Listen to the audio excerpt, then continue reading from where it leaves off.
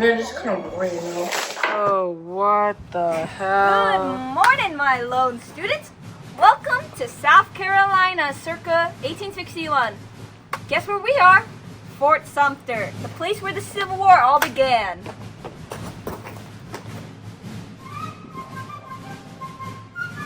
I think they're fighting, teacher. I don't know. Yeah, that's Fort Sumter for you. Here's what else.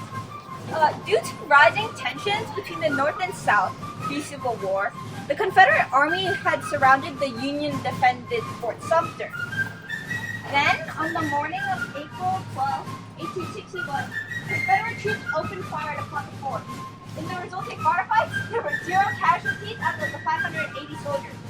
The Union did have limited supplies though, and eventually they surrendered on April 14th.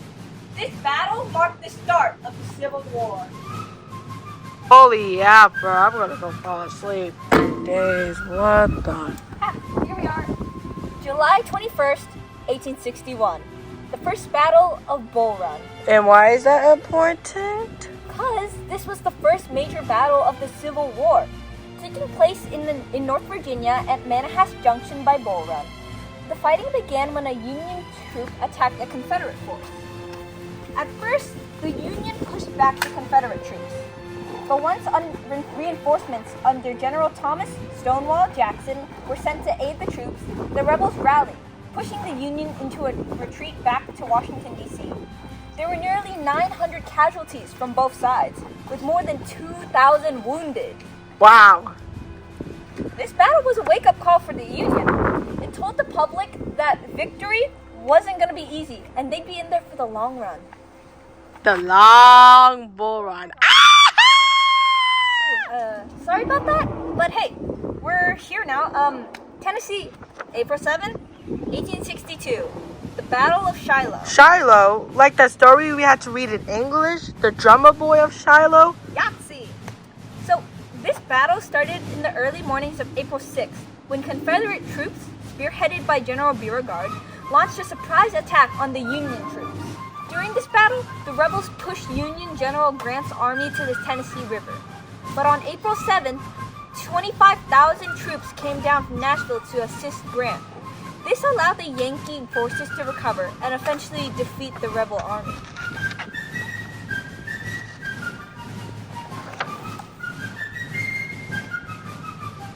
This battle was a success for the Union, as they had killed Confederate General Johnston, and this victory gave them leverage to achieve their real goal, to gain control of the Mississippi River. Cool, I guess. Doesn't sound like anything too bad happened there. Well, Battle of Shiloh was the bloodiest battle seen since the start of the war. The fighting lasted for 2 days, and out of 111,511 soldiers, more than 20,000 of them died. Okay, so was that supposed to make me feel better? Nah, no. Okay. Where are we right now? Would you look at that? We've landed just off Antietam Creek, September 17th, 1862. Wait. This is the Battle of Antietam, right? Correct. Before this battle occurred, Union General George McClellan was extremely cautious. It's because of his inaction that Confederate General Lee was able to gather his forces by the creek. On the morning of September 17th, the armies clashed in what would become the bloodiest battle in the war. By the time the fighting ended, of the 84,000 soldiers engaged, more than 22,000 were injured or killed in the fray.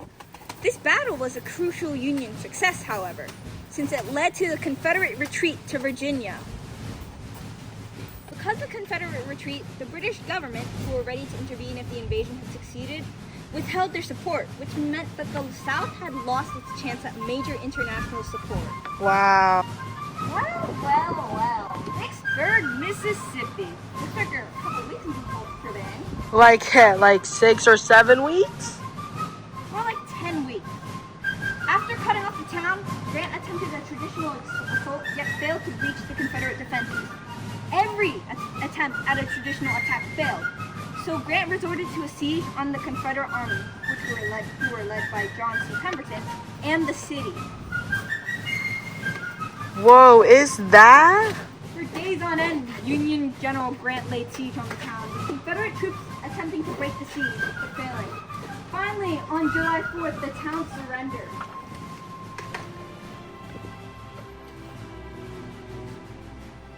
Out of 110,000 soldiers, more than 37,000 were injured or deceased.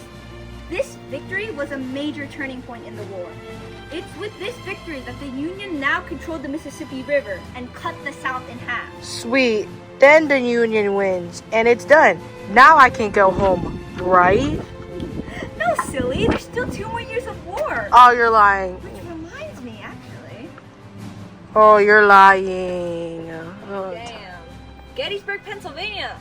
Pretty sure you know this one. oh, I'm not dumb. I know this one. Whatever. Okay. Despite heavy losses in the Battle of Chancellorsville, General Lee advanced north. He hoped that a victory in the north would bring British and French support for the south. However, his army met Union General Meade's near Gettysburg on July 1st. The fighting began when a Yankee cavalry ambushed a rebel infantry who were looking for shoes. Damn.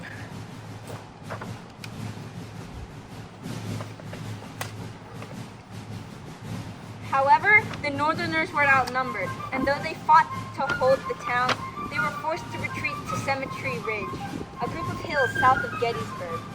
The rebels tried to attack the Union, yet the counterattack kept the Union's position. On the final day of battle, Lee wanted to attack and create a panic. Led by General Pickett, about 14,000 rebel soldiers marched towards the Yankees. This made them easy targets for the Union. It took out more than half of the soldiers. Pickett's charge, as it became known as, was a failure, and General Lee withdrew his troops back into Virginia. What is that move? Yep! Out of 165,620 soldiers, more than 51,000 died. This battle is best known for the speech given about it. Abraham Lincoln delivered the Emancipation Proclamation at the Gettysburg Address, which defined the goal of the Civil War, to bring freedom to all people in this nation. Took him 3 years to get to that? Rise and shine! Welcome to Petersburg, Virginia. This is the site of the Richmond-Petersburg Campaign, more commonly known as the Siege of Petersburg. So what? The rest of the war was just sieges? Lame. Beginning on May 4th, 1864, Grant's army was unable to capture Richmond, the South's capital, so he set its sights on Petersburg. Since it was an important railroad center, Grant planned to use the city as a means to cut off Richmond from the rest of the South. For 9 months, the city faced a brutal siege, until finally, on April 2nd, 1865, General Lee pulled his troops. Retreat! Retreat! Oh. Oh. That day, Richmond fell. The South had lost its capital, and this was a major turning point in the war. So it's just smooth running for the Union? Sure, doesn't mean they didn't lose anyone in the fray, though. Of about 100,000 soldiers, more than 11,000 died. This battle was a major part in the eventual collapse of the Confederacy and the end of the war. After surrendering at Petersburg, Lee attempted to regroup with other Confederate troops. However, Grant's soldiers surrounded his troops and blocked off all escape routes. Seeing no other option, Lee surrenders outside of Appomattox Courthouse. This time, 625 out of nearly 90,000 soldiers died. This surrender officially brought the Civil War to a close, ending the bloodiest chapter in American history. Bloodiest, you say? Guess there's no such thing as the Civil War. It's